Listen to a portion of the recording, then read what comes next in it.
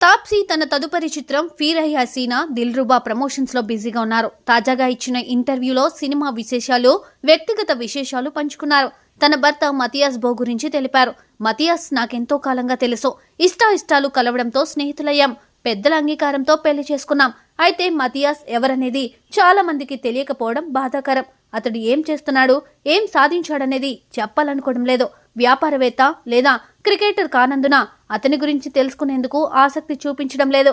అంతర్జాతీయ స్థాయిలో ఎన్నో విజయాలు అందుకున్న బ్యాడ్మింటన్ క్రీడాకారుడు నా భర్త అని చెప్పారు Taapsee. Denmark badminton player Matthias బో, నటి తాప్సీ ఎంతో కాలం నుండి రిలేషన్లో ఉన్నారు. ఈ ఏడాది మార్చి 23న వీరి పెళ్లి జరిగింది. ఉదయపూర్ వేదికగా అతి తక్కువ మంది బంధువుల సమక్షంలో వివాహం జరిగింది. అయితే ఆమె తన పెళ్లి ఫోటోలు ఇప్పటి వరకు ఎక్కడా షేర్ చేయలేదు.